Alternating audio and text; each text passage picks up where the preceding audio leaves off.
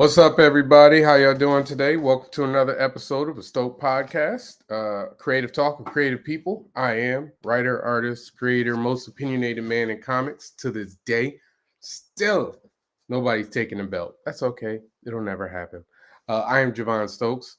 It's a pleasure to see you guys again. We had a show last week. I think we have a show this week, and then I don't think I have one planned next week. Next Thursday is my son's birthday.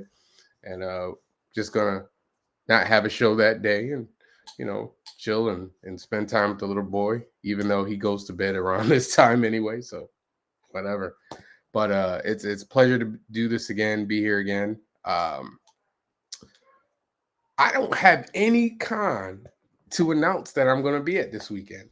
That's amazing. But I will be visiting. I'm doing my best to get to New York Comic Con this weekend. It's in the air right now. It's iffy, but hopefully I'll be there Saturday. If you see me Saturday, come say hi. There's a slight chance I might have a couple of books on me. So if you want to buy a book, holla at me. Today's guest this is his second time on the show, I believe. We've only had a couple people be on twice, but he's decided he's up for some more abuse. But that's okay. Like we appreciate people coming on, and especially creative folks. I love writer artists. Like I'm a big fan of writers because I'm a writer artist. This gentleman here, who still hasn't given me a copy of his book. I just want y'all to understand that. Still hasn't given me a copy of his book. He's creator of Afro Avenger and the just released Black Man comic book. The Kickstarter's just finished. So let's give a Stoke podcast round of applause to the one and only Kevin Chapman.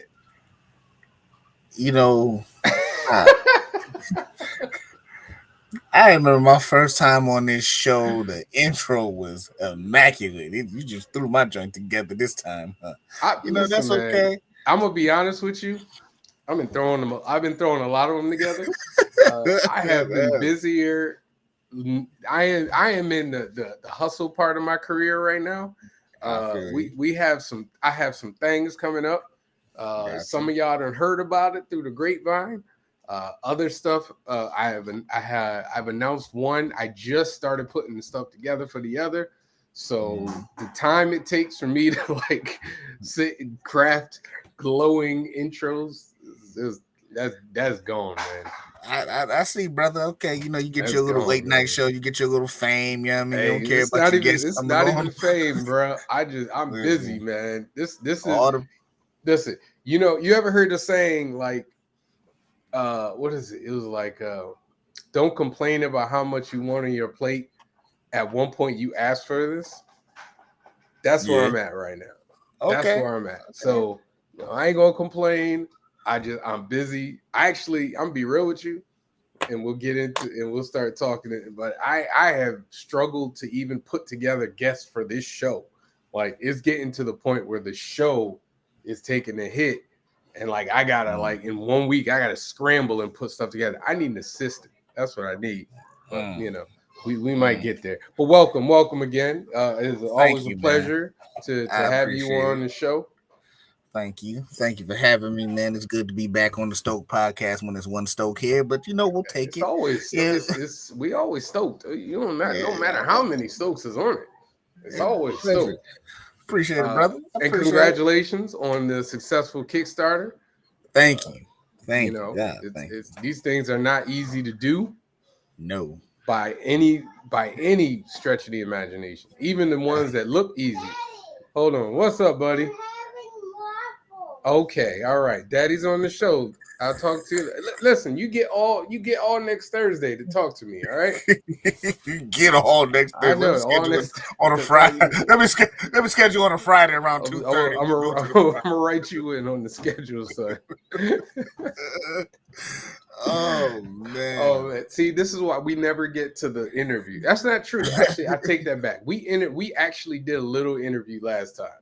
We did. Just a little bit. It was a good 15 minutes, and then next thing you know, it was just all roast. It was just all roast and conversation. It was watching just you basically walked into a black dude living room by like the 30-minute mark of this show. Hey, listen, So man. Listen, I saw something this. I think it was Greg Elise. He posted something about how like young folks of this generation are soft because they couldn't handle like the AOL chat rooms back in the day. yeah, And I was like, you know what? You're right, because the yeah. roasting that used to take place in schools, Oh you might get kicked out. You might yeah, get kicked out of school nowadays. yeah. Like you had you grew your tough skin in that middle school era, just getting roasted, and because once one start, here come the wave, boy, and then like it's just like what's my man name, Jon Snow, and he took the sword out. The sword out. That's exactly what roasting is, boy. It's Hey man, coming for you. it's sink or swim too. So if For you real. because if you don't get it, like what people don't realize, we're so off topic, but whatever. What people don't realize about roasted is like, at least for back in the days, you had to say a joke against, if it was a group of people and they was all snapping at you, your joke had to be so good at one of the people Yep. to turn the attention to the group to that person, and then you good. But if you can't get nobody, then you stuck. Yeah. You stuck. You just gotta sit there and take it. It's like the Cobra Kai kids when they surrounded Danny the first time. It's like you better take them lashes, dog. You can't kick back. You Just can't do that nowadays, man. You can't do that. There's too much talk of mental health and bullying. It's called bullying now. It's bullying now. Yeah, it's bullying now. Yeah. When I was coming up, man, you had to get your sandwich stuffed in your pants to be a bully. Yeah, you had to get stuffed in your locker when I was coming up. Yeah. Like bullying required like physical violence. Yeah. Like snapping. I used to get snapped on because back in the day, my mom, we didn't have a lot of money, but I used to get like either hand-me-downs or it'd be a long time before I get like new jeans. So I'd have high waters, man. Oh, merciless. Merciless. I got made fun of because I used to bring lunch to school. That's how bad it was. I just brought lunch to school. I just brought lunch.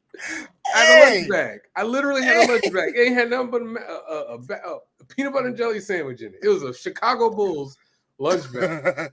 And I got and people would make fun of me of it. I was just like, dude, I'm eating food. Like, what's so funny about eating food, man? With yo funky little. I was just like, hey, man. This dude Kev got baloney. And this old weak old dude got baloney. That's why your bones weak, dog. I'm like, peanut butter and jelly. Peanut butter and jelly. Like it's a foreign concept. Like, I just eat my sandwich. Like, why you got to bring the whole table into this? Man? That kid will be expelled. Now, for real, like I would be allowed to get a mental health day if that was man. Those sound so bad, but honestly, I think that type of stuff made me stronger. But it's not looked at like that now. Oh no. If anything, those things just made me like from my family, my friends to like you get tough shells. By the time you get to our age, it's like them snapbacks is quick. It's like, okay, hey bro, like I know you ain't talking with them jeans on, bro. Like, hey, can I be real with you? Can I be real? Yeah. When I meet people and I talk, if I've ever met you in life, and this is a defense mechanism, I'm well aware of it. I size you up and I think of a joke just in case you decide you won't snap at me. You could be the nicest person in the world, but I'm like, I'm talking to you. We cool. But in my mind, I'm like, okay, the pants. Okay, the pants. All right. Oh. And I just file it in the Rolodex. So if ever you want to come for me. No, I'm the same way, dude. I usually I keep it in. You know what I'm saying? I'm the person. I'm the person that's in the back of the crowd. And you know what I'm saying? I just like, I just let it happen. Just let it happen. But just somebody want to come my way, I'm like, hey, it better be loaded. you better be loaded. I'm just letting you know that right now. I come for you. I listen. I'm the type of person to say something like they go, "Ooh, okay, Kev, too much, It's funny. too I much." had well, Rodney Barnes is on this show. Rodney was snapping. He was snapping. Mm-hmm. But in my mind, I'm like, he's a guest on your show. You can't say what you want to say. So you got to take this L. Just take the L. Right. But in my Take the mind, L. You man, was lighting them up. You was lighting them up. I was I was like, if I say this, he might not come back on the show anymore. So that's what I thought. But hopefully, I'm gonna see him. If I see him at Comic-Con, I'm like, I got some jokes for you. Oh yeah, you gotta light them up. Just cause. I took the L. I can't take the fall anymore. Like my one just read like that's funny you said that, man. Like my one homie recently, man, like he was a big fitness guru. I ain't seen him in some years. And he got a little bigger. You know what I mean? I'm a big dude too, so I try to keep the big dude joints equal. And I'm like, I ain't gonna say nothing, he ain't gonna say nothing. First thing out of his mouth, damn, Kev, you put a little weight on. I said, brother, you go to Burger King, they whisper your name, they put an extra patty on your bun. Don't come for me, fam. Don't come for me, dog. Like, I'm like, man, you put a milkshake in a first aid kit. Don't. But you know what? I try to be a sensitive person, but like big dudes always want to talk trash about my weight. Like I'm a slim guy, and so now this skinny dude, I was like, listen, man, come on now. Don't do this to yourself. Don't do this, man. It was way easier for me to make fun of a big dude than you to make fun of me. He's like, you let you too much material. Stop. Let's stop. Right. But anyway, man, welcome on. I don't know how. Listen, if you're watching the show for the first time, you didn't see the last Kevin Chapman interview, that was a taste. We will not stay on topic. It never happened. Yes. So let's talk, man. So you're coming off a very successful Kickstarter for Black Man. Tell everybody about Black Man. Give us the elevator pitch. Black Man Eternal Conflict, man, is essentially a superhero, man, who's going having a mental breakdown. Essentially, I can't say I always wanted to tell that story, but like I've probably told this story many times. But how it started is because I personally had a mental breakdown in June. And my character, Afro Avenger, just wasn't doing it at the moment, especially just where I was going with it. And so I just, like always, I just put him to the side and just started working out, just doodling up some things, just working on some pages. Like, I'll use this design later, blah, blah, blah. And then about 15, 17 pages in, I was like, let's see where this goes, right? And then, next, that was in June. So like about 4th of July week, and that was like June 3rd. So about 4th of July week, and I had like 62 pages done.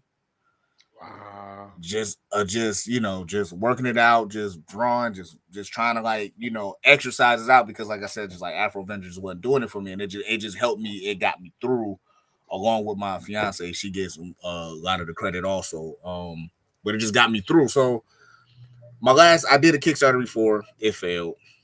I originally wasn't gonna do a Kickstarter, but I said let's see. I took points from Danny J. Quick. Everybody know him. I kind of took some pointers from him and stuff like that, and just like, all right, let's just see. Whatever happens. Sure enough, it funded. So now, like, not saying I'm in the handcuffs, but it's like, now okay, you gotta do it. Now I gotta do it. Now it's done. So adding the words to it, doing all that scripting it out, and it's like one of my toughest, funnest projects I've done in a long time because it's essentially introducing a character because I wanted to do a character with a clean slate. Obviously, he was a clean slate, and it's introducing the character, making him cool, telling the story, finishing it, done, and and being done with it. So there's no follow up for this. No, I don't. What's crazy? My fiance asked me the same question, like, would I ever do a part 2? I said, nah. I think I want to close them out, be done with it. Like, we'll have this conversation next year, but it'll probably be just nah. Because where he started was just a dark place for me, and then to kind of finish him off and want to close that chapter and be done with it will probably be the best thing. But who knows? I mean, like, anything could be well received. Hell, Afro Avengers was only supposed to go like 4 or 5 issues at one point. I'm at 11, so we'll see. Now, do you feel that you you run into burnout a lot because you are the writer and the artist and everything? Do you feel Uh, that that's part of it? a little bit. I think what it is just like when your creative juices, because like I'm a type of person when I like to create a character, I want to at least be 5 books in before I put like pen to paper. And so for Afro Avenger to have so many or so much of my creative juices, it just I don't want to say it weighed on me, but I just honestly want just like it just it's just Mike Zeck. Mike Zeck. I know I bring that name up a lot, but Mike Zeck told me like the greatest thing is like one of those things like I listened to him then, but it is more and more real now. And it's like fall in love with your character because when you draw the same person over and over again, you will realize how much you hate and love that character. And it's like one of Mm-hmm. the truest statements ever. And Mm. Brad, whoever making it, I need a cut.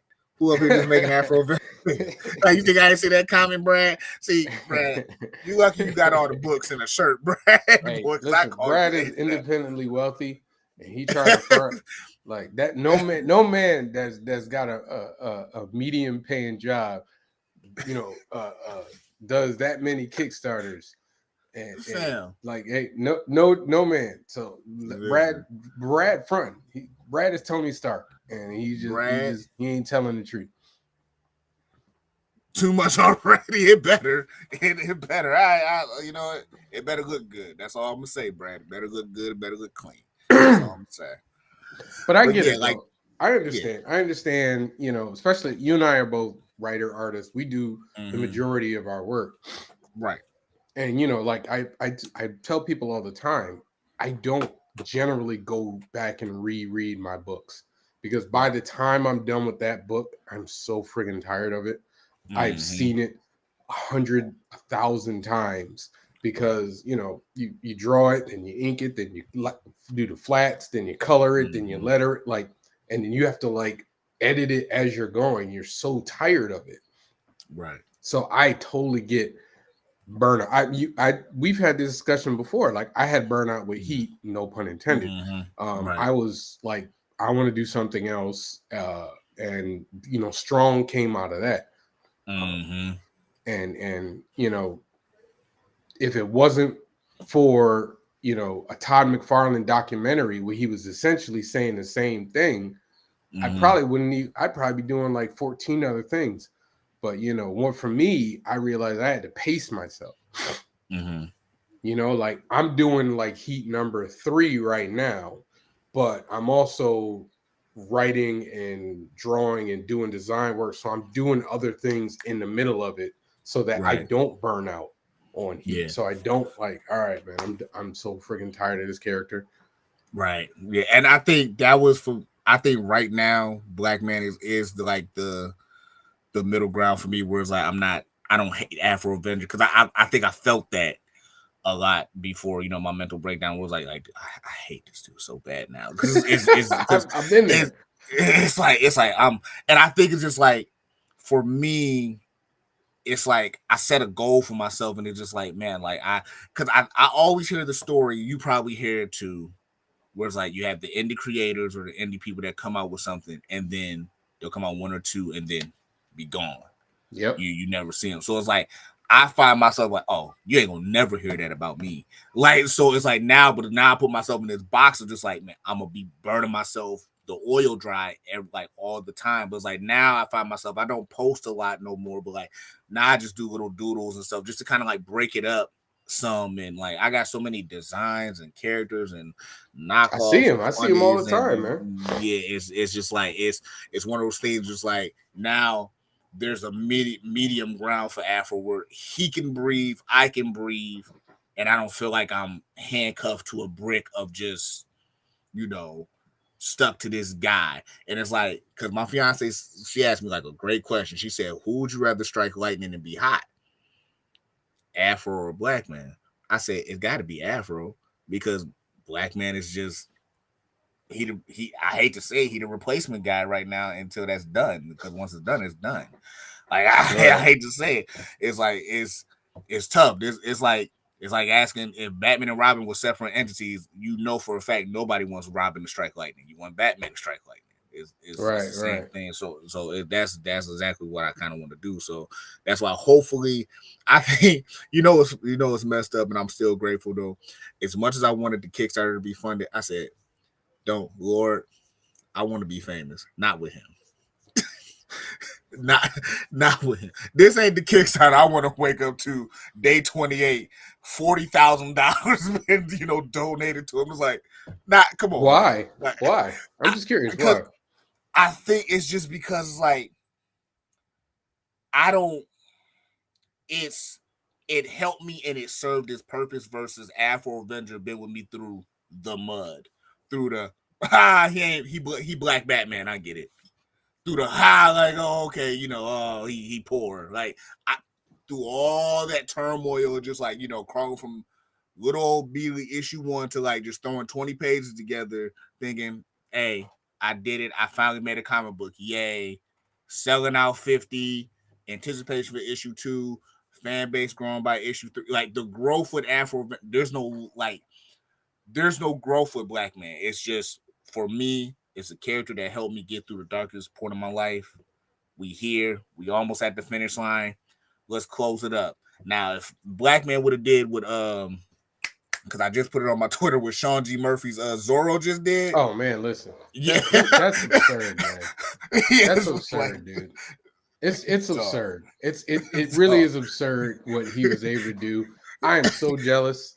Like in the most happy for him way. I'm jealous. Exactly.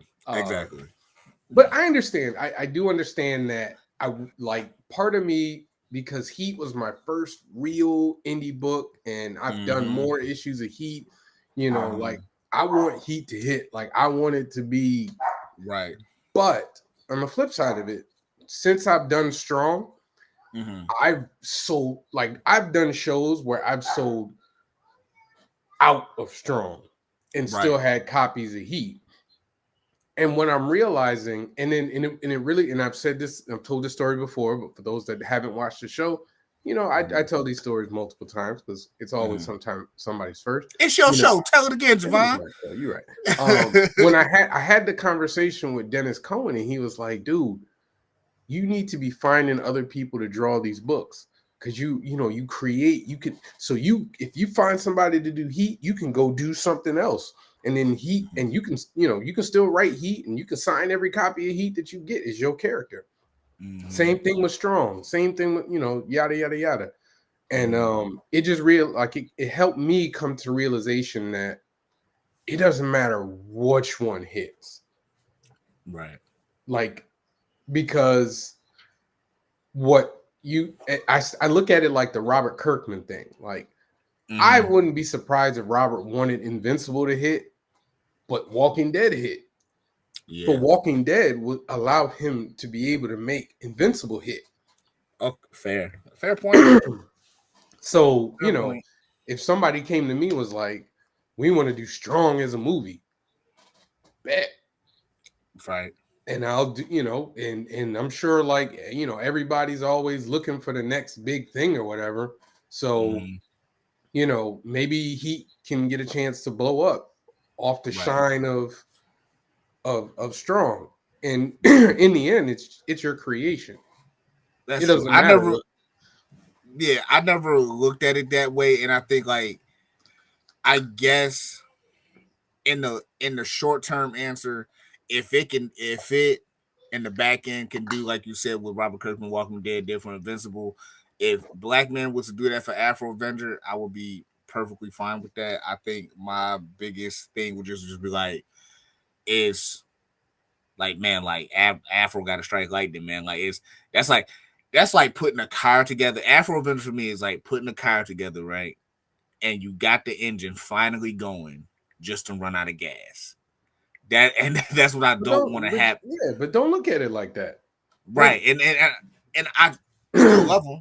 I mean, shoot, like issue 12, 13, and 14 is plotted in 12 is 90% done, and 13 is 50% done. So Does these it? things.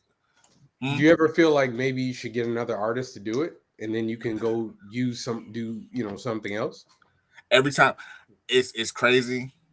I think I answered this question before. I would rather get artists for my other creations than Afro, just because like I think I would have to Eric Larson that thing and just let my brain just write and work for everything else, every other team, the movement, unique, united. I'd rather do all let other artists do that. But after me and Afro going like we don't lock hands in this. We like Lawrence Fishburne and what's the boy? The Baldwin brother from Fled. Like, dude, we in Oh this yeah, yeah, yeah, together. yeah, yeah, yeah. Yeah, Okay, like all right. we in this together. Yeah, so it's like I'd rather do that. Honestly, like I used to feel that way, but I really just want like I just wanted to I want to get as many ideas out there as possible. Absolutely. So like I've already told people, I have a couple of people who I'm working with to try and take over for me for Heat. Mm-hmm. At first, I was going to try and finish out this storyline, Mm-hmm. but so many other things are happening in my life that I might have to give it up early. Really? Which is yeah. So I mean, strong. I have a young lady who I would like to work with her and do take over for strong. The script for that is written. Mm-hmm. I just need to tighten it up and then give it to her. Right. But strong Heat, I have written up to issue number 6. Mm-hmm. Uh, Number 3, like I said, I have about almost 10 pages done. 10 to 28. I think because I have a horror book that I want to do, Mm-hmm. and then I have this children's comic book that I want to do. Okay. Um, I might have to let go. And as much as I wanted to finish out the next 2 issues, Mm-hmm. if I do that, they might not come out for like years. Got you. I see what you're That's how saying. much stuff is coming my way. Mm-hmm. And so I'm legitimately looking at this and going, is it time for me to let go? Right. And it's tough. Like I totally understand with you. I used to be like you. I used to be like, me and he are locked in. Hey, Mm-hmm. Mm-hmm. this is my baby. Da, da, da, da, da. But you know Right. what though? Like I said, once I had that conversation with Dennis Cohen, and he was just like, "You got 2 more." He was just like, "You're very creative. You should be making all as much stuff as you can." And I feel that. Like I Mm-hmm. can get like I have this itch to do this horror book. I want to do this horror book for maybe 2 or 3 issues, and then give that to somebody else, and to do this Right. joke. You know what I mean? Like so, Right. but I understand like not wanting to let it go. Like I truly do. I Yeah. do It's empathize. because it's just like you have a vision, you have a style vision, because the style vision is your vision when you're the artist writer. It's just like you see it one way, and it's just like, and I think that's what's crazy to kind of like bring it back full circle. That's what's very hard for me to like finish issue 2 of the movement, because I see it as a writer, I just don't see it as an artist. And I think it's just like maybe it's my limitations, maybe it's just the style that I want is not displayed properly how I wanted to be displayed and things of that nature. And it's like, so it's like the movement got 4 issues written out for me, but like as far as like drawing it, like I think I only got like maybe like 6 pages done of doing it. Like it's to the point now, like I think I might fit like just to keep the palette wet for people who do love the movement, like just throw it in the back of an Afro Avenger book. Like, hey, here's the first few pages of that, just to kind of just get myself motivated Right. and get It's it not a bad going, and idea. then but I think it also that just came from a place like, man, like the movement Kickstarter failed, man. So it's like, how much love does it really have? So I find myself backpedaling with that thought, and then Black Man was successful, and it's like, is he? It's just back and forth, but it's just like obviously Afro Avenger is the Spider Man to this ship, if you ask me. So No, I hear you. I yeah, do. I do. I do. yeah. Yeah, and then the other thing is doing this whole heat wave tour, doing Mm-hmm. 5011 Comic Cons. which is immaculate, by the way. You I I, definitely deserve your flowers for that, I bro. appreciate it. I actually was counting it up. By the end of it, it'll be about 31, 32. Oh wow. But I will say that it has re-energized me Mm-hmm. to do heat and strong and stuff like that. Like I used to feel, I used to be like I gotta do another issue because Mm-hmm. for those that don't know it, when you're writing and drawing something, it just takes so much energy and Mm-hmm. time. You know what I Right. mean? So it's once you finish a book, you're like, oh, and then it's like you gotta do another one. You're like, at least for me, I can't speak for nobody else. Like for me, what re-energizes me to like to the motivation to keep going is obviously my love for the craft, obviously, but getting behind that table and even if it's one fan out of the seven, it's that one person like, oh, I just finished 11. I needed 12. Like, I couldn't wait for 12 or I couldn't wait for this one. I'm Absolutely, like, yeah, cool, thank you. It makes that the worthwhile for me because listen, I've done it all. I've dropped Afro. Afro was gone in a day. Till I dropped Afro, it took me months to get rid of certain, weight and stuff like that. So that doesn't really excite me no more. It's more just the interaction with the fan. Like my favorite story of all time. This dude literally just bought issue one of Afro Adventure. Matter of fact, no, he bought the first two issues and he was like, "Hey man, I'm just buying this because you're a brother, man. I want to see, us brothers, just rise up." I'm like, it's just books, brother. But thank you for helping I'll me, take I'll take whatever reason, yeah, please, whatever your reason is to help me purchase. whatever. I don't Thank, care. thank you. I could care So, less. so he left. The show's a 2-day show. So the dude came back, and I'm like, all right, it's a 2-day show, whatever. Literally came to my table. Yeah, let me get 3 through 8. I said, what? He said, man, cliffhangers, man. You leave cliffhangers. I said, let me get to 3 through 8. I said, all right, cool, get 3 through 8. And then like he said, yo, he been a fan ever since that moment, man. Like I literally get emails from him to this day. Like, hey man, hope like the last one I got was like last month. Hope everything is all right, man. But that 12 need to hurry up. I said, okay, man, like calm down, brother.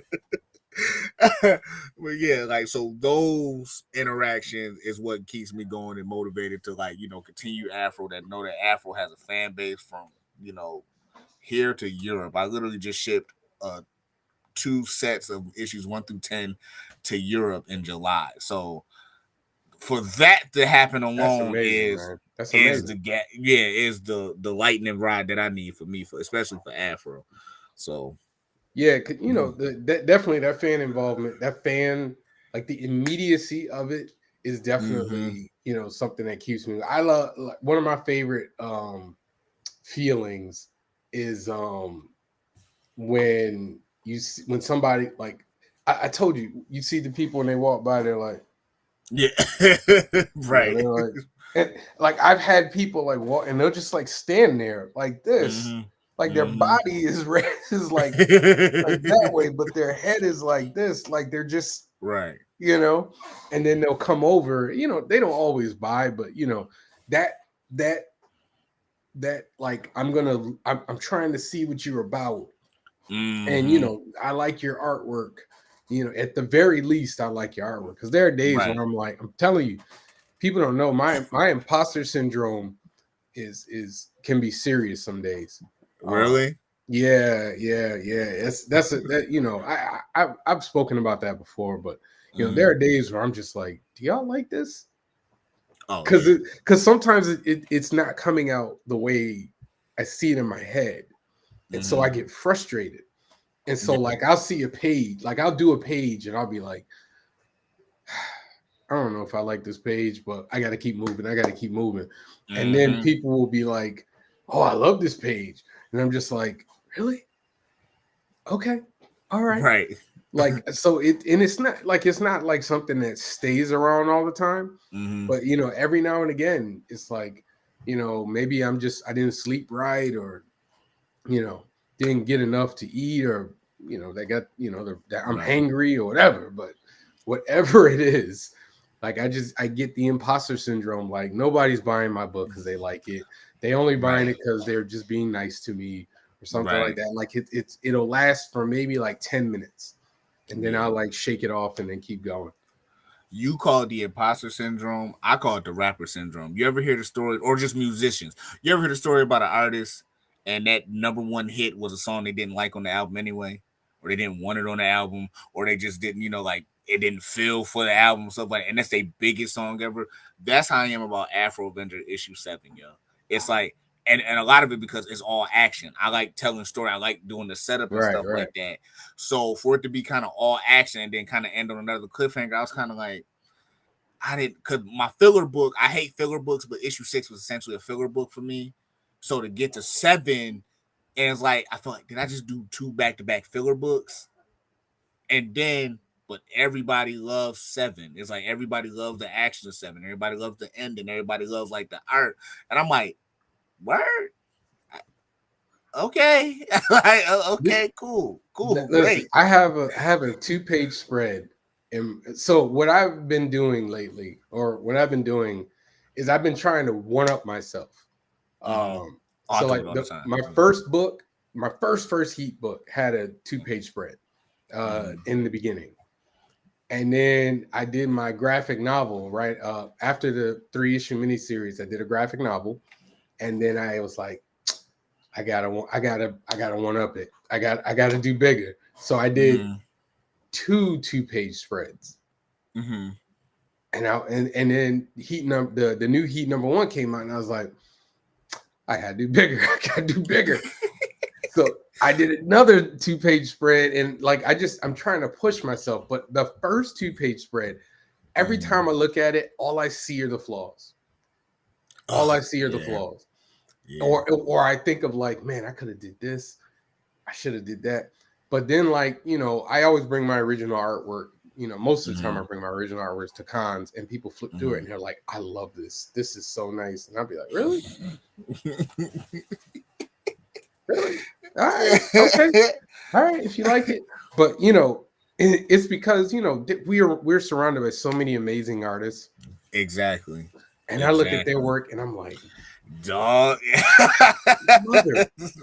Man. Man, if I see one Dude. more Marcus Williams damn drawing that's fly as hell, if I see one more new piece of artwork from you that's friggin' amazing, we gonna have to fight. Dude, We gonna have to fight. you wanna hear a short story about earning your lumps and still coming out on victory, like coming out on Go top a ahead. little bit. Man, so Buffalo Comic Con here in my city, like a few years ago, they used to do the real big convention. They used to do the multiple days. This one particular year, they had Ken Lashley. Ooh, he's I a don't know.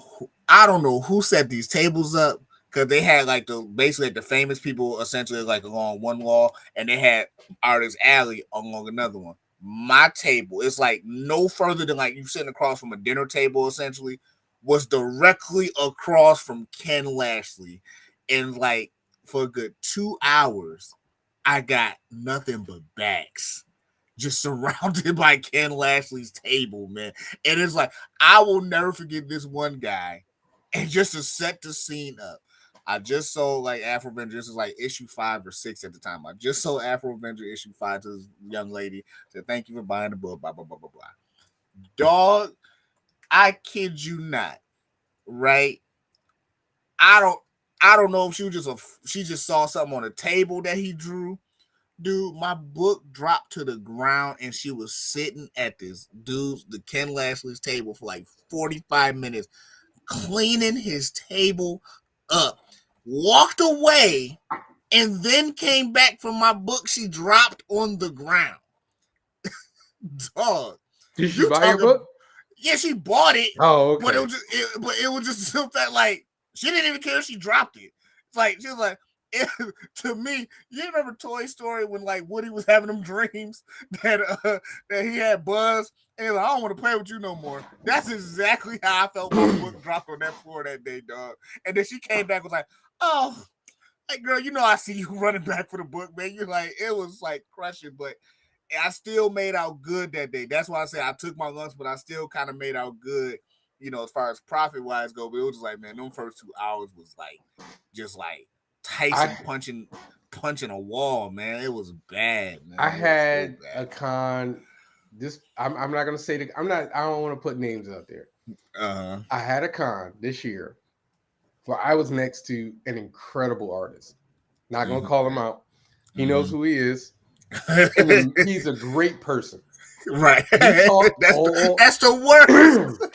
We talked the entire con. We were, he's super cordial. We exchanged phone numbers. He was like, "I'll be on your podcast." I actually supposed to call him back. Terrible. But his work was so freaking good. And everybody, they were like waiting at his table for him. If he left, people would come by and they would just like stand at his table and wait.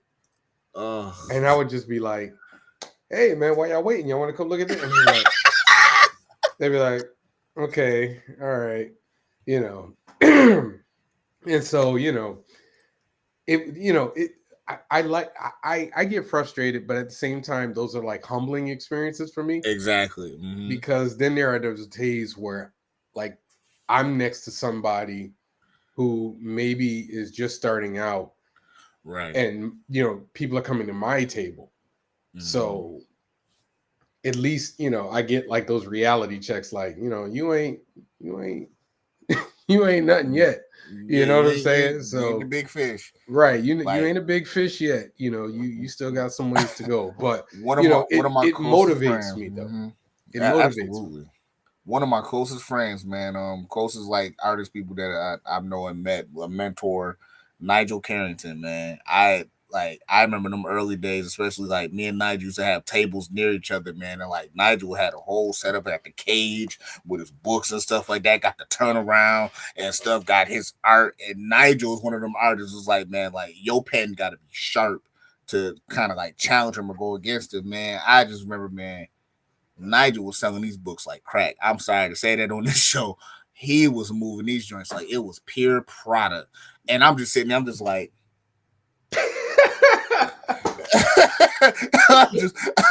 like my table was so dry. You'd have thought I had a controversy with me, man. It was that dry. I will never forget that. I'm just sitting there like, listen, I had the privilege of being next to Greg Elise. Y'all know Greg. Me and Greg, that's my brother. That's my brother at Brooklyn Comic-Con. But when I tell you that boy, so here's the story about Brooklyn Comic-Con. So Greg was like, he didn't get in. I was like, "Yo, you can come table with me, man. You can come table with me." Right. But I looked at the floor plan, and my table was at like the end of the line, and there was nobody next to me. Right. So I was like, you know what? We can make some real space here. What's up, Orlando? How you doing? Welcome to the show. Welcome. Also welcome, Sean. Pleasure to see y'all. I was like, you know what? We can make some space here. I have a folding table. I have my mother. She used to do this too. She sold children's books, so she had a folding table. When she passed, it's my table. So I was like, you know what? I'll bring it. So I bring it. I set it up for him. Put it on the edge. I was like, he's like, "Oh man, thank you." When I tell you that man was selling so many doggone books. I was just like, I would just look over like, and then somebody came over to me like, and I was like, "Oh, hey, welcome. Hey, what's going on? You want to see my books?" And he's like, "When is he coming back?" I was like, Dog.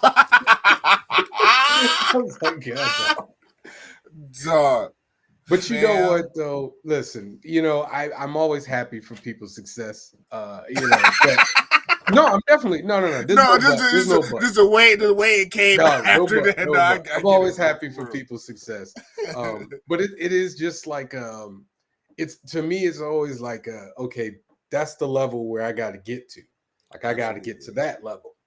Absolutely. Especially if you see somebody like Greg Burnham, and Marcus Williams and Tuskegee Ayers. Them I tell y'all think I'm joking. They don't sell their book. They just, they sit there like this, and people just come up and just pick up the book. Hey, can I get this one? Can I have it? They don't even tell people what the book is about. They just, they just be sitting there, man. And so like I'm always like, okay, that's the level I need to be at. Right. And and this is all like a journey. I've always told people this is a journey for me. Like I'm just taking steps. Every level is a new level.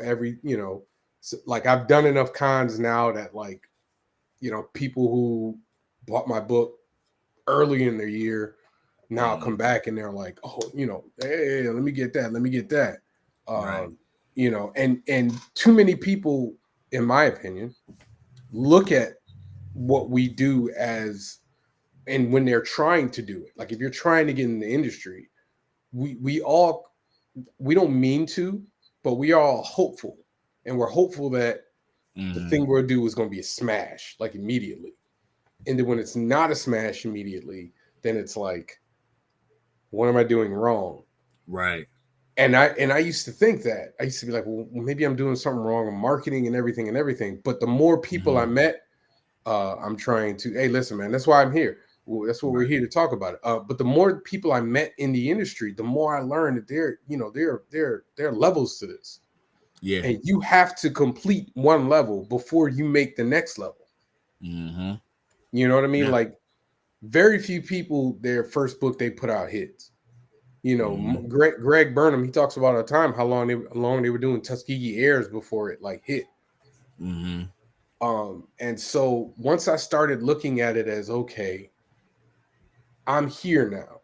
What do I need to do to get here? I'm here Yep. now. What do I and that's why I did the whole tour thing, because I was like, the people who I'm trying to emulate, they out there. Yeah. Every week, every other week at shows, getting their books, in people's hands like over and over and over again. So I was like, I need to be out there. And I need to be in many shows as I can. It's just out there. You can't do, I mean, in the age of social media, you can, you can kind of your influence. Danny Quick is definitely an example of that. Blueprint. Blueprint. Hey, Orlando, man, just keep hustling. Keep going. Keep hustling. Man. But Listen. even Danny says he would like to do like more shows and more, whatnot. It's everything. It's a combination. You got to use social media. You got to be out there. You got to. It's just so many different things you have to do, and reaching the level of like people walk up to me and they just want to buy the book instead of me having to continue to tell you about this book or pitch it. Right. Like I'm that's my next level. I'm trying to get past I need to pitch like my book. Right. Like I need to be like, I've seen this before. Let me get it because I saw it before and I like it before. Yeah. What level are you looking? What's the level? What's the next level for you? The next level for me is to get there and kind of piggyback off what you were saying, like like that. What am I doing wrong? Feeling. I'm not saying this, but it's crazy. I've been on Facebook for years, but I say it took me to about 2018 to 2019, give or take a year or two off, where I started learning that it was more people like me in the comic book community, which is crazy. You see what I'm saying? To know that like people are doing the same thing I'm doing, that I'm not the only person going through the same trials and tribulations or whatever. And then to kind of piggyback off what you were saying, what makes it a lot harder to ask yourself, what am I doing wrong? Is when you see a peer, like for some reason. I use the prime example. Everybody knows this example. If you don't, you've been living under a rock for the past 6 or 7 years. Trill League. Anthony Piper's Trill League. That man put out a sketch and struck lightning and is off running. You see what I'm saying? And it's like, and everybody, I keep telling everybody can't be that, man. You're not But about we to don't strike even light. we don't even know like his story though. Like Right, I've heard of him. Mm-hmm. We don't know how many failed ideas he had or what like that. Absolutely. You know? But see, on the surface level, when you see that, and then you go, okay, well, I could do, like, not even trying to be funny, I could do a black this character too. And it's like everybody can't do that, man. It's like everybody can't do that, and everybody not ready for that type of mountain. Because they no telling what type of, pressure that's on him to even be handcuffed to something that probably was initially just funny. You see what I'm saying? And it's like what became funny is now your fame, and now you have to keep your fame to, keep the lights on. And that's Right. what's like kind of to bring it back full circle, the Afro Avenger Black Man argument. Black You man was done froze. for. Your camera froze.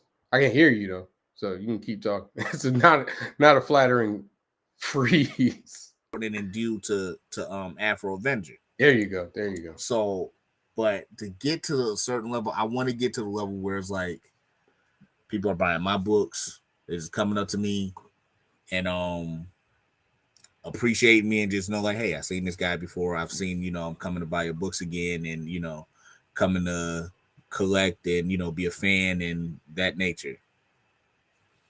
But like one of the froze? things. Yeah, you froze. That's okay. Now you're lagging. I can't hear you. Talk. Say something. Kevin, can you hear Can you me? hear me? I can hear you now. Can you hear me? Okay, say something. Oh, Let me see. Kevin, can you hear me? Kevin. Yeah, so like no.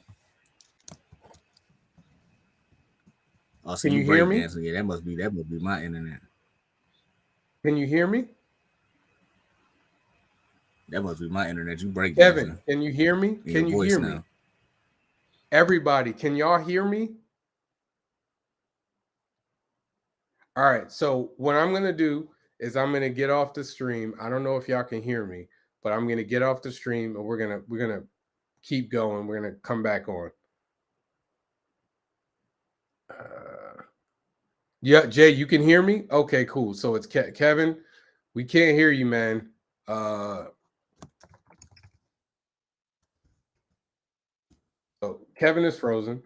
But anyway, like if y'all got any questions, feel free to hit me up in the chat while Kevin is can you hear me, Kevin?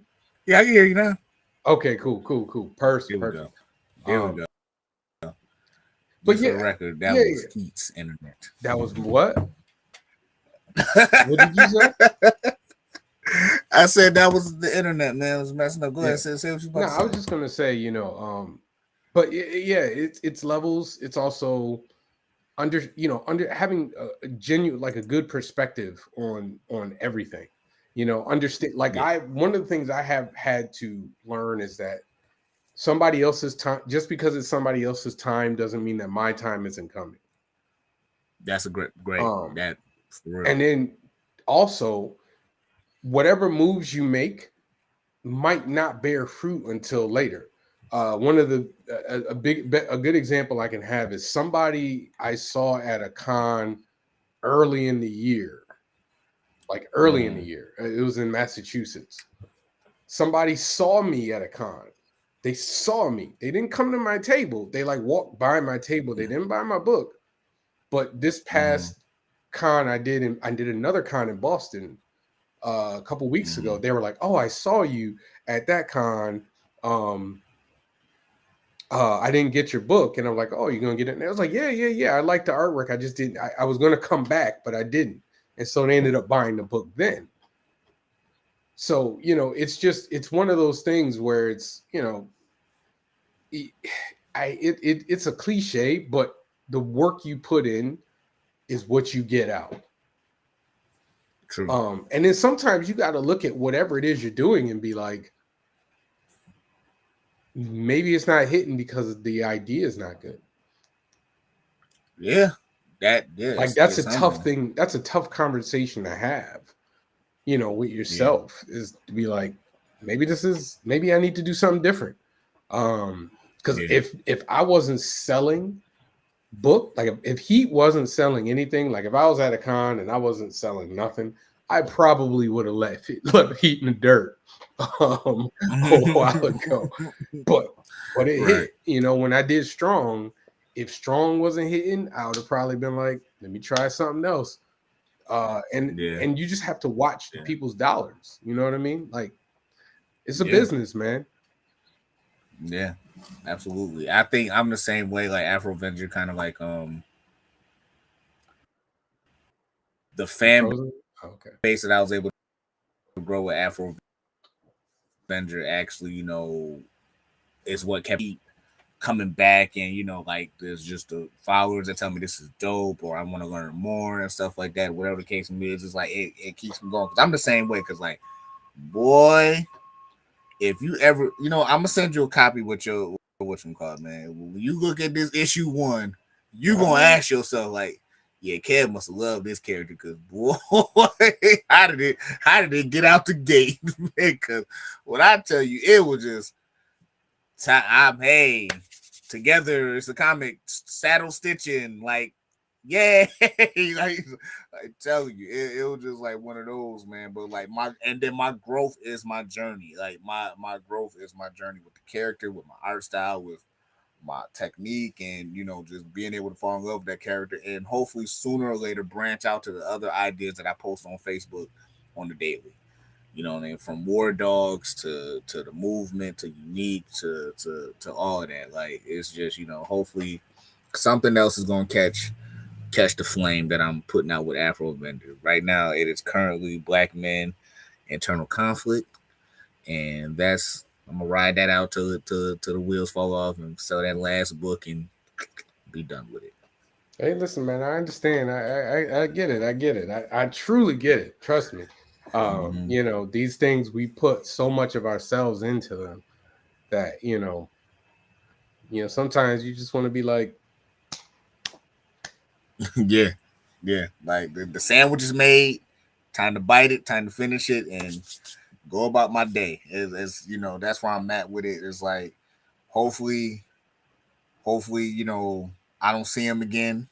Hopefully, I don't, have to do a story again. Like, don't get me wrong, the best part of being a creator and an artist is getting the idea down and just seeing what it looks like visually, and and being able to do that with him even for a short period of time. It was worth it. It was worth it. It helped. It was healing. But it's over, dog. It's like a summer fling, like what my man John Travolta said in Greece. Summer loving. I've never watched Grease. I've never watched Grease. Never all the way through. Okay, well, not all the way through. I've maybe seen like clips of it. There's hood dudes that have watched Grease. Like, here's the deal. Like, listen, there are certain movies that are even too Caucasoid for me. Like, I like a lot of like movies that, like, black folk wouldn't ride with. Yeah, because they're very, they're very Caucasian. That's fine. Like, I love Friends. I love Friends. Friends is one of my favorite shows. Friends is one of my favorite shows. I will die on that hill. Like, I don't care. It's one of my favorite shows. Okay. But Grease, number one, Grease takes place in an era which wasn't really kind to us. So fair point in hindsight. Wasn't no brothers going to John Tillman High School, whatever that school is. You know what it reminds me of? You ever heard of that show? What was the name of the show? It was called Timeless. Yeah. With the three people traveling. And it was funny because like every episode, they would be like, we're going to go to back in time to this time. And the black dude be like, that might not be great for me. Yeah. That might not be great for me. And, like, it's never cool for a black dude back in the Right. It's never cool. There's nowhere you can go. There's no time in the past that's great for us. Nah, brother. No. Listen. Well, I've never seen The Color Purple. Hey, I know people that never seen Five Wow. Heartbeats. I just rewatched that again this week. No joke. No Hey, joke. I love that show. like, man, I just like, I mean, like, I listen. Everybody got a little, Caucasoid TV, and I'm like, Just a little shoot, bit. I love Seinfeld.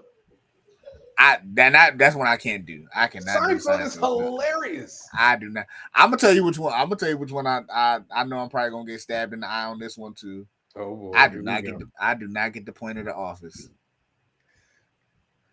The Office to me is funny in clips. Like when they put their best clips together, funniest moments, them things are hilarious. I watch the show and go, what was the point of this? So here's the deal. I only got into The Office maybe a couple of years ago. Really? And it was because I think it was either on Netflix or they had just started airing the episodes on like a certain channel. Right.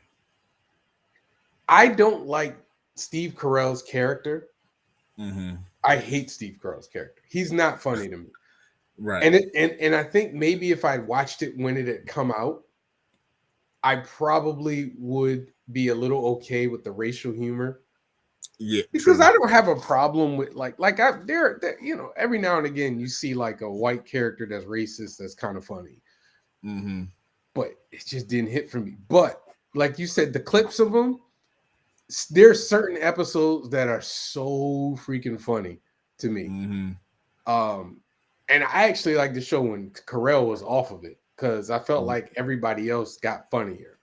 But I can understand how you might be like, it didn't work for me. Like, I mean, like, hell, I just had to, like, and my thing is like, I know my taste buds is weird. Like, I had to explain Becker to somebody. I just basically said Becker was I never PG-13. watched Becker. Wait, Becker was with Ted Danson, right? Ted Danson. Becker was nothing but PG-13 house. That's the best way I could put Becker.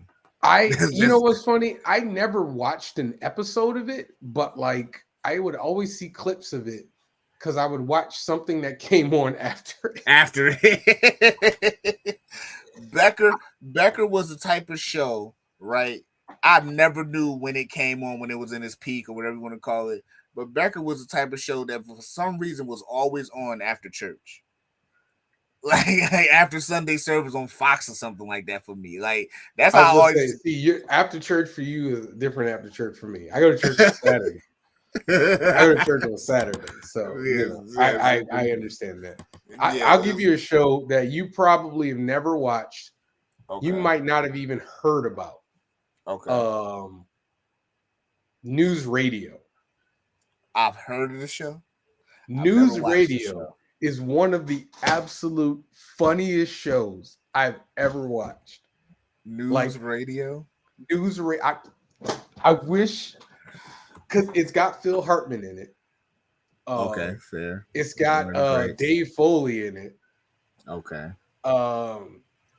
You know the movie? What is the movie?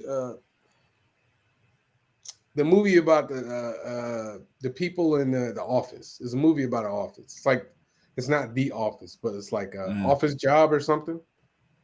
Oh, Office Space. Yeah.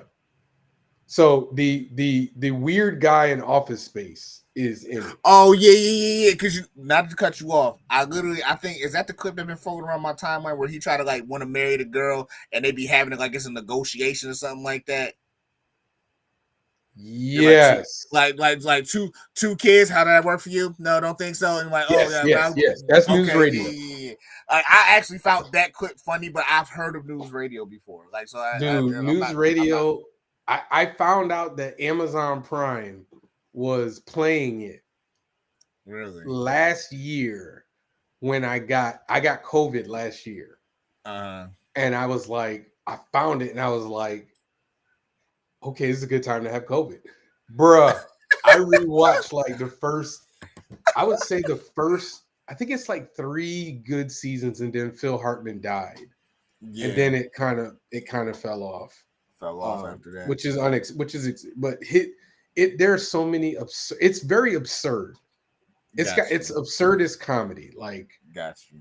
you know what I mean? It's almost like a live. It's like a live action version of like the type of stuff that like The Simpsons or Family Guy does. Really? I really wish I could explain it to you. If you have Amazon Prime, just you got to give it a few episodes. Okay. But I loved it.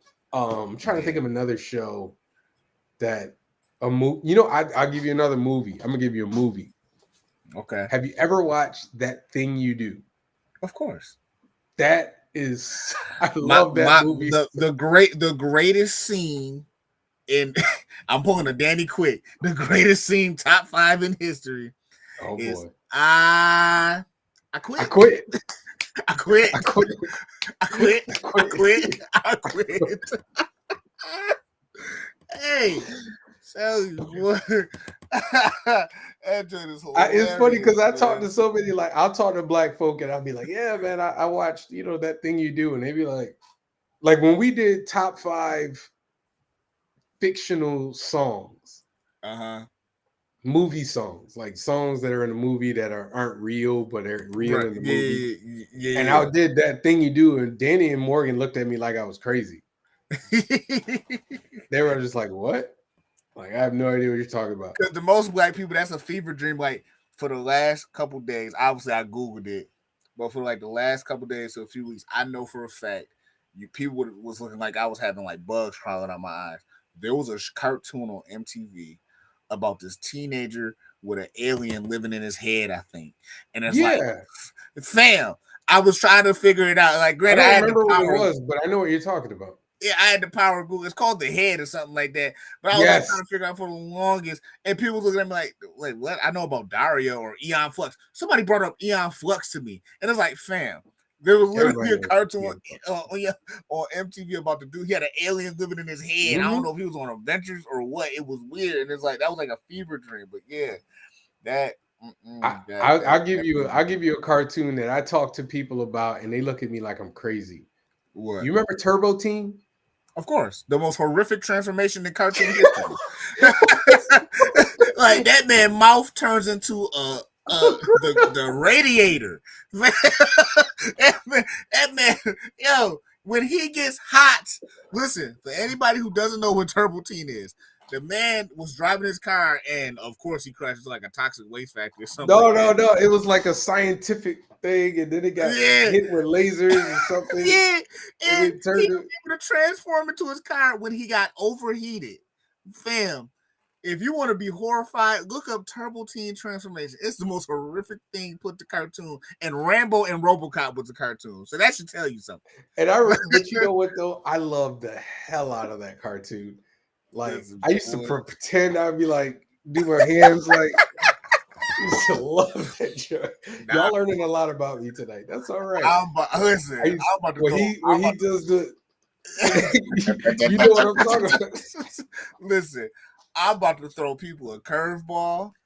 Okay, I'm here.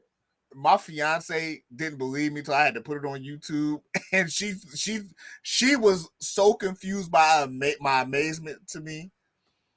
Everybody know who the Power Rangers is, right?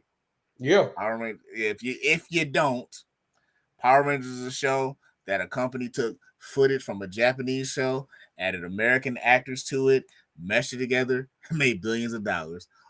Another company said, we're not going to do that. We're going to take our little bitty money and make our own thing.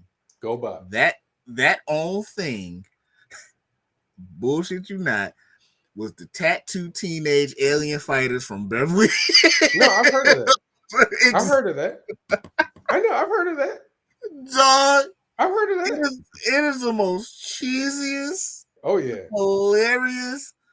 Like, it's one of those things like you gotta watch to believe. Like I was telling my fiance, she said, well, how do they know when the world is in trouble?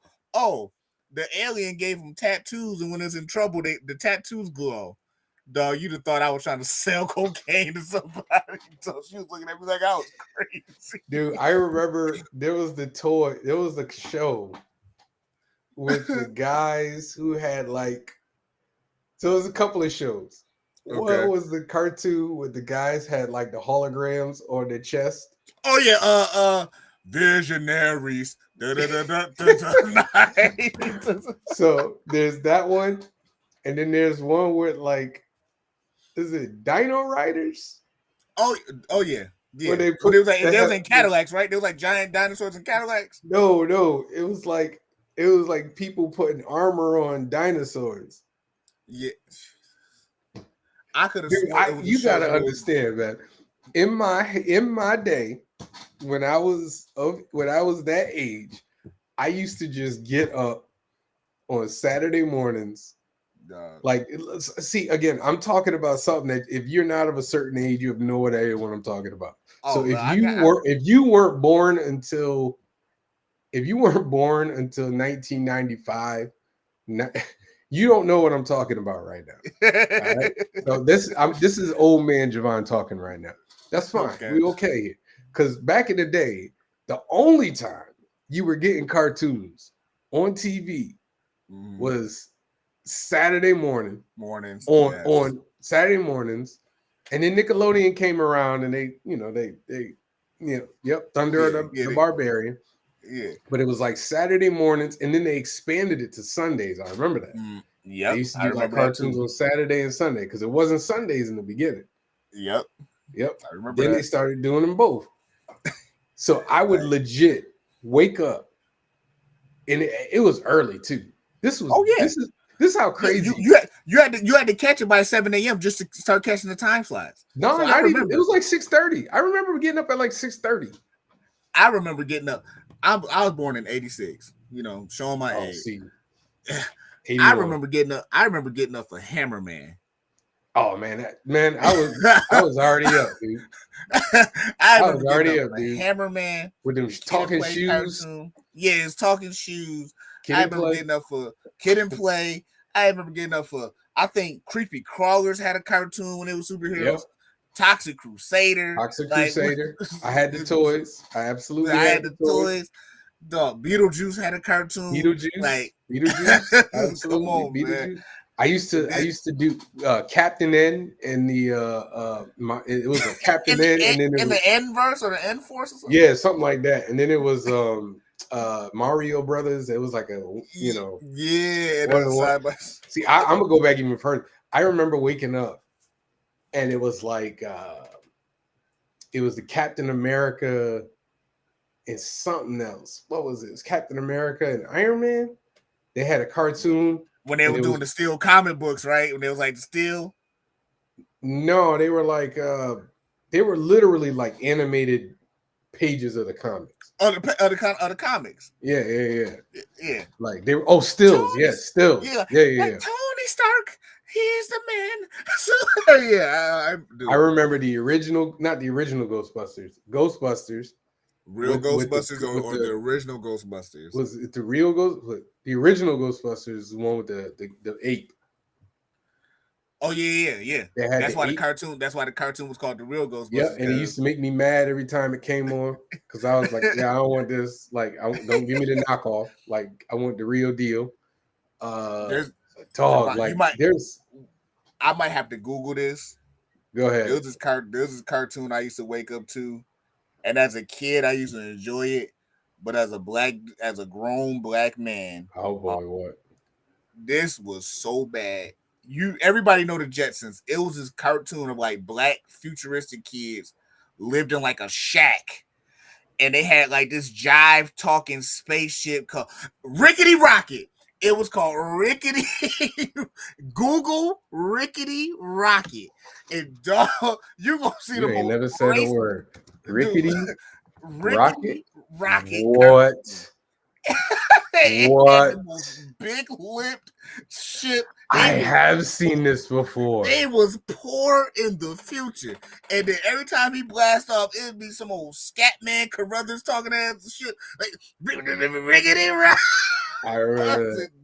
But see, one of my favorite parts was the progression, right?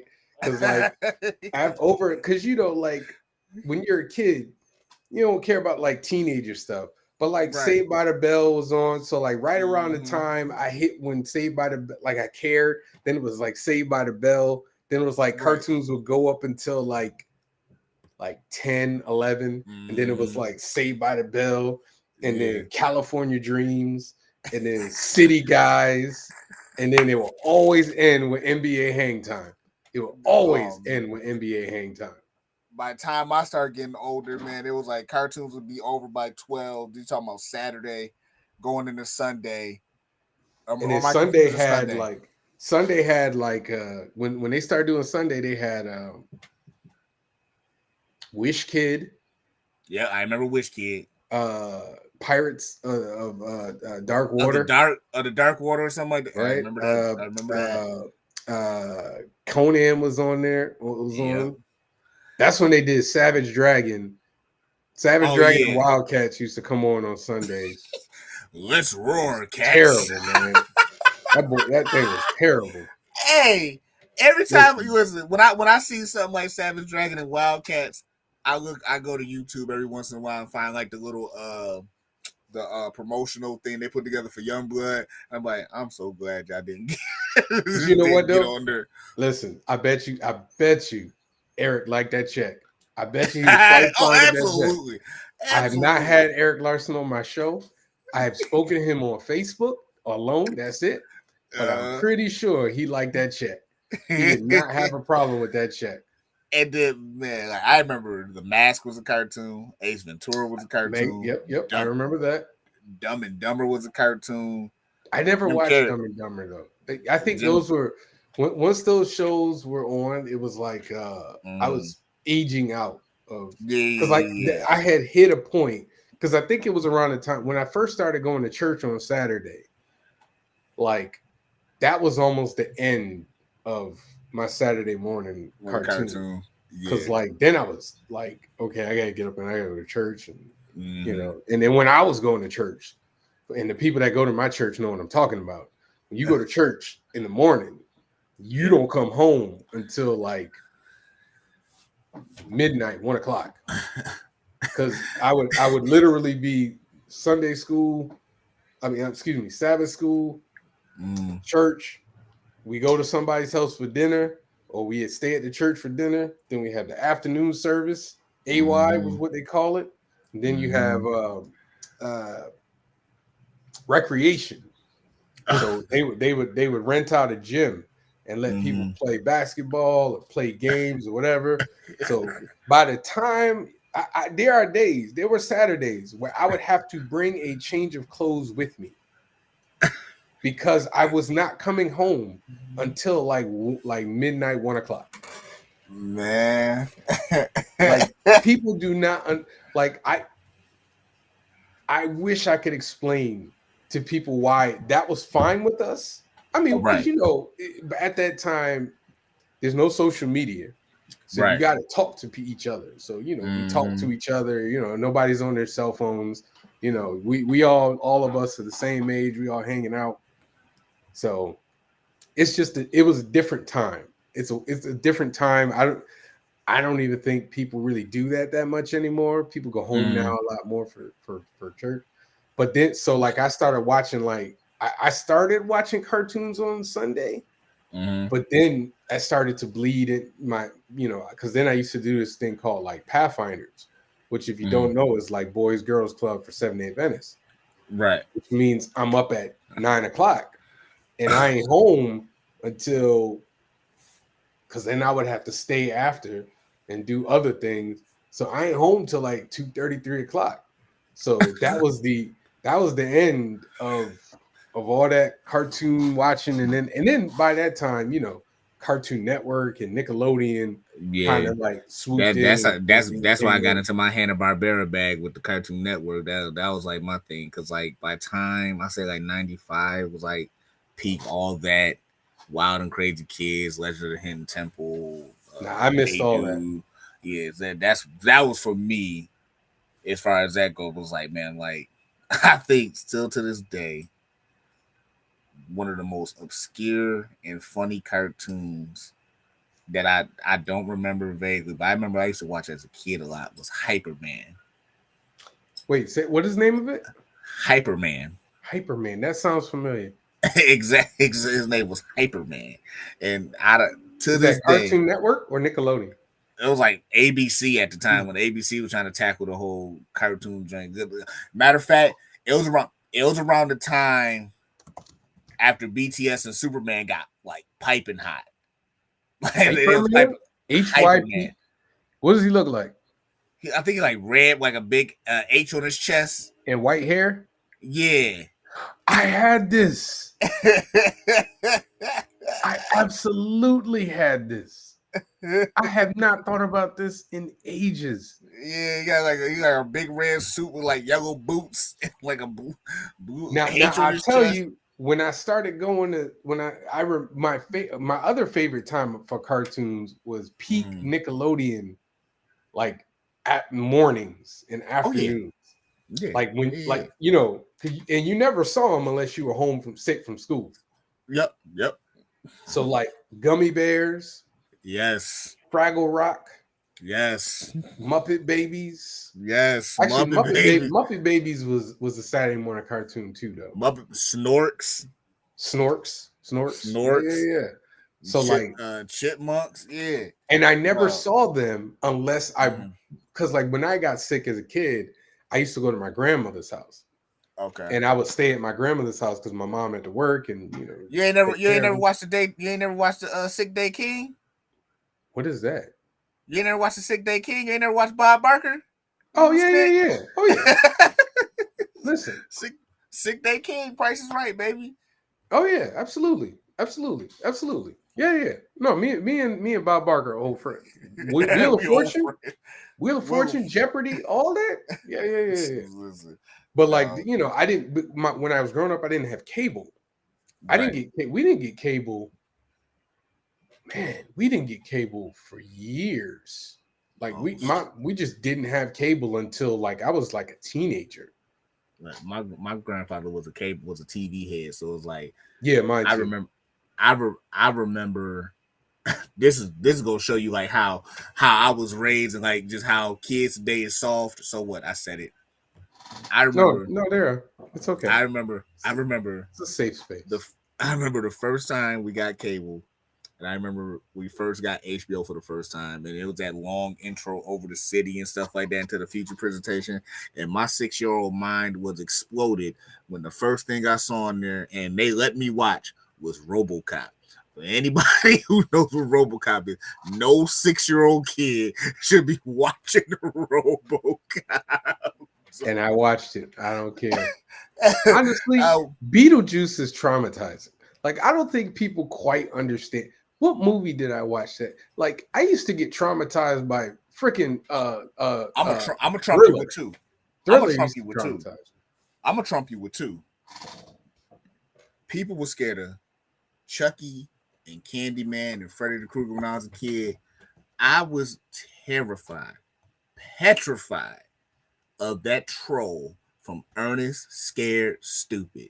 That thing was horrific to me. That, like, you talking about something I couldn't sleep nights thinking about that troll. It was that, and a lot of people give me flack for this. You know what used to like terrorize me as a kid? When Christopher Lloyd got ran over by that steamroller. Oh yeah. Judge Doom and Who Framed Roger Rabbit, and he came back to life. What's her name? Is it Large Marge? Yes, the greatest. The greatest jump scare in history. Yeah, you have the amount of therapy I probably needed from that scene alone.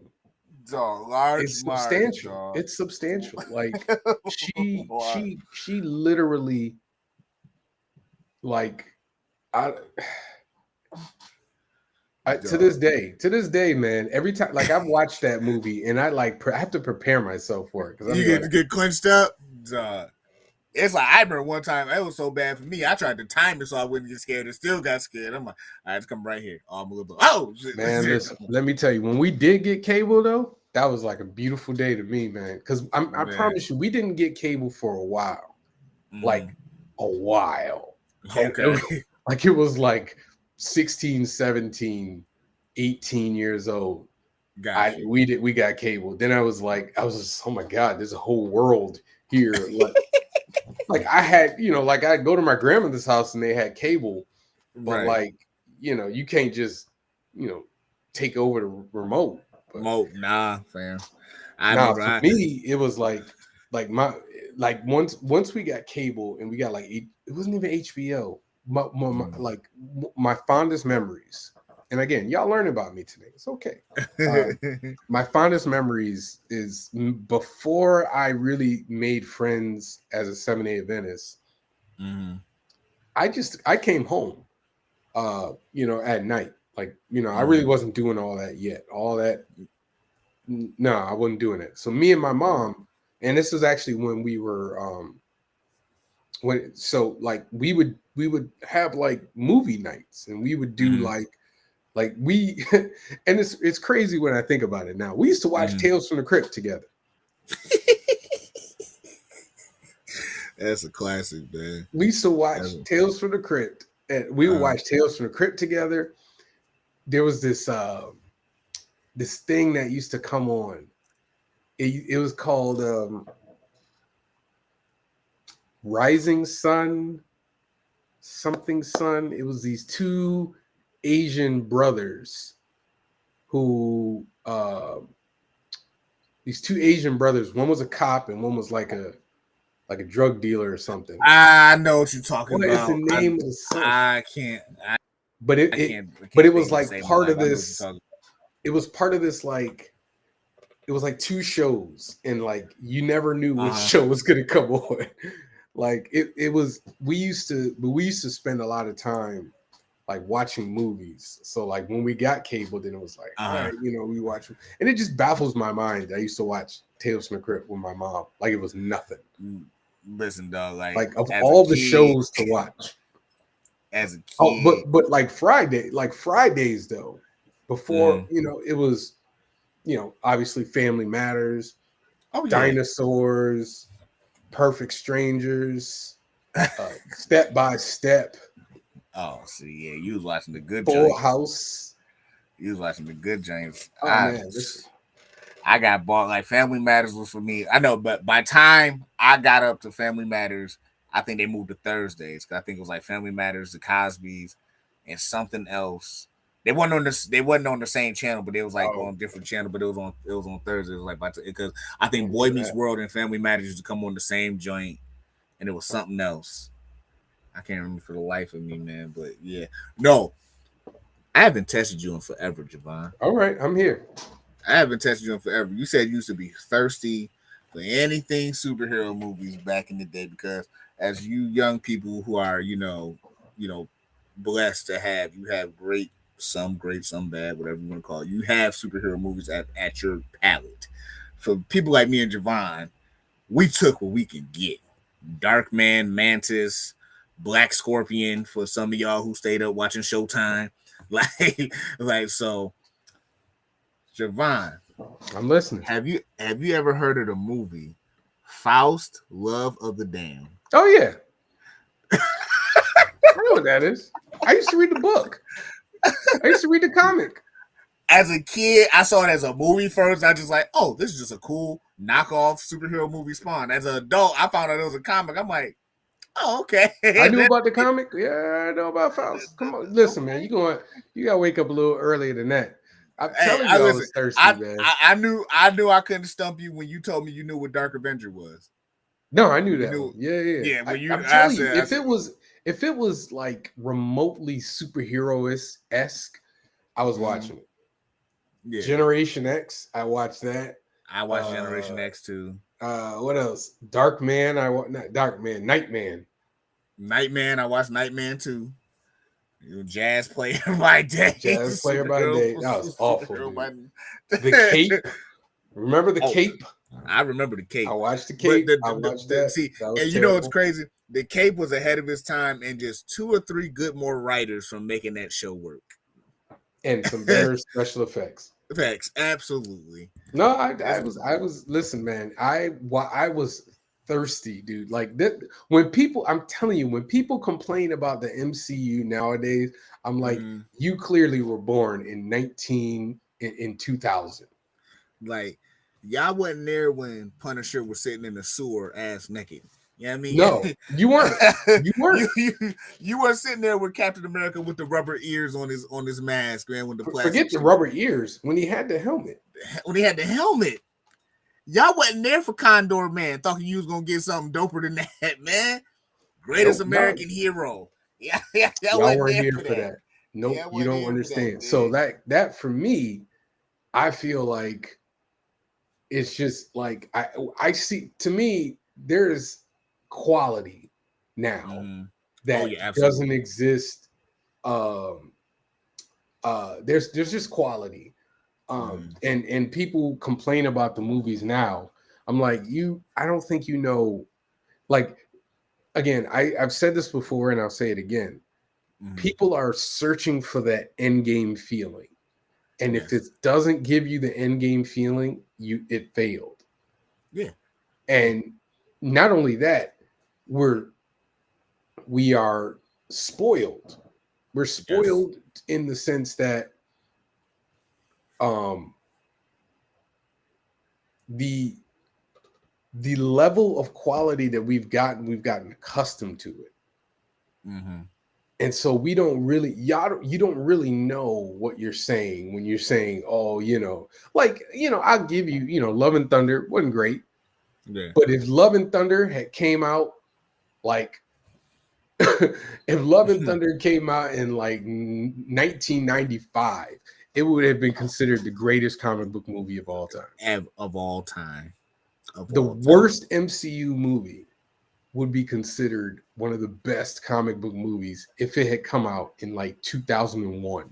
And you talking about an age at the time where everybody was trying to copy off the blueprint of Tim Burton, where it just had to, black leather was cool and, doing like the darker and edgier stuff. Yes, sir. And Crow and Barbed Wire and Stallone's first take on Judge. It was so bad.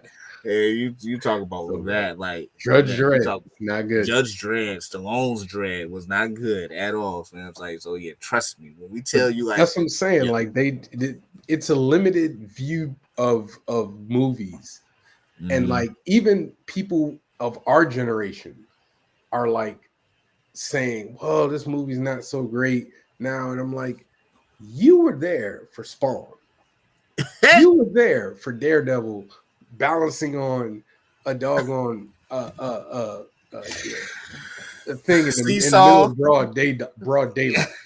You were there for this. So how can you say that this is bad? Like Black Widow movie wasn't bad.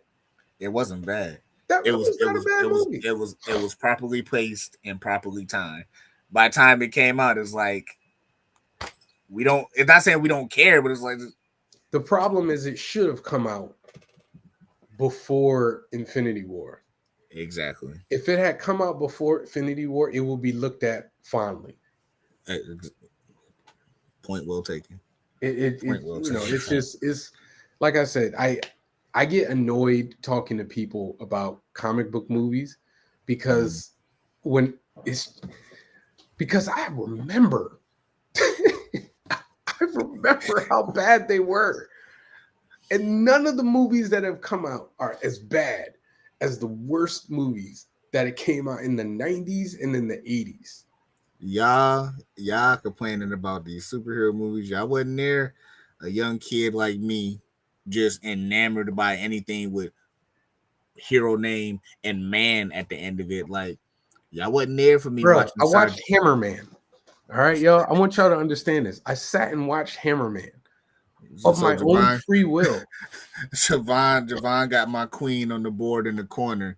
Y'all wasn't there with me watching Sergeant Kabuki, man, NYPD. I actually know that. Y'all wasn't there for me, man. So trust y'all me. Weren't there for Banana Man. I was there. Not Banana Man. All right. You don't know. You don't know about Danger Mouse. I was there. Yeah, man, they don't know about Danger Mouse. Man. So when you complain that Thor: Love and Thunder wasn't the greatest movie of all time, I'm gonna sit you down. And we're gonna watch Barbed Wire. We're gonna watch Tank Girl. We're gonna watch Tank Girl. All right. Yeah, wasn't there for tell me again. You watch that movie and then you come back to me and you tell me if Thor is the worst comic book movie you've ever seen. Listen, y'all wasn't there for Warriors of Virtue, man. Oh man, Y'all wasn't there I for know you're Warriors talking of about. Virtue. All right, Y'all wasn't man. there for Warriors of Virtue. We gotta call it because I gotta get back to work. But as always, you know, it's always good to have you on, man. And Appreciate it. listen, man, we're looking forward to Afro Avengers' next adventure. Oh, look at that Black Man T-shirt. Black Man shirts are in for your reward, people. They in. I wanted to get stickers. one, but you know, I'm broke, so yeah, you know, stickers are in. Who did the artwork for the stickers? I did. You know me. It's a one. I can't it's a see. one stop. I can't see. It's a one-stop shop, Good baby. That's a good joint, man. It's a one-stop shop, baby. Hey, stickers, now, posters is in. Is Afro Avenger in Fight Club? In Fight, nah. What's Fight Club? Is he going to be a part of the crossover? I think Danny sent me the email or Brad sent me the email. I think Brad sent me the email. Did you put the information in? I think so. I believe so. Man, get on that, man. Get on that. Okay, I want to see this Fight Club, man. Y'all better not put Afro Avenger against some, When I say Fight Club, when I use Fight Club, that's just my code for, you know, and nobody talks about Fight Club. That's gotcha. I see what you're saying, because you know what I get sick of, man. I get sick of people like, yo, man. I'm not saying you say this, but it's like, yo, man, you should put Afro Avenger versus Heat. Like, my superhero catches the bus to work. Like, no. Like, he works at a community center. He puts on sweatpants to fight crime. I'm not one of those creators, fans who is incredibly is so focused on my hero can be your hero. Like, right. I don't really care. Like, yeah. I used to be about that, but in reality, I'm just not there anymore. Like, I don't care. Like, I feel you. If I needed Afro Avenger to beat Heat, I could write that. Yeah. If I needed Heat to beat, you know, whoever, I can write that. Right. So, hey, Batman, Superman every day. Every day. But thank you for coming on, man. I appreciate it as always. Always. Thank y'all. You're always welcome. We can always chop it up. You need to be coming on top 5 more. I don't understand why you don't come on top 5 more. Hey man, listen, the last invites you've been sending me, I'll literally be either gone or at work, and it's like, hey, listen, man. Hey. So we gotta get you on, man. All right. Want to thank everybody for stopping by for the vibes. Thank you for stopping by for another Stoked podcast. Go on and get that. If you haven't gotten Afro Avenger yet, get Afro Avenger. If you want it, AfroAvenger.com. AfroAvenger.com. Is Black Man available for sale, or is that done for the Kickstarter? The Kickstarter people will get their stuff in November. Black Man Internal Conflict will officially be on sale in December for anybody who didn't back the Kickstarter. So look out for Black Man in December. Okay. All right. So thank you. And y'all have a great weekend. Hopefully, those people that are at New York Comic Con, hopefully I see you there Saturday. Thank you for stopping by at Stoked Podcast, Creative Talk of Creative People.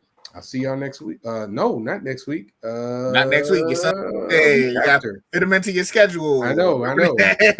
See you in 2 weeks. 2 weeks. All right. Peace. Later.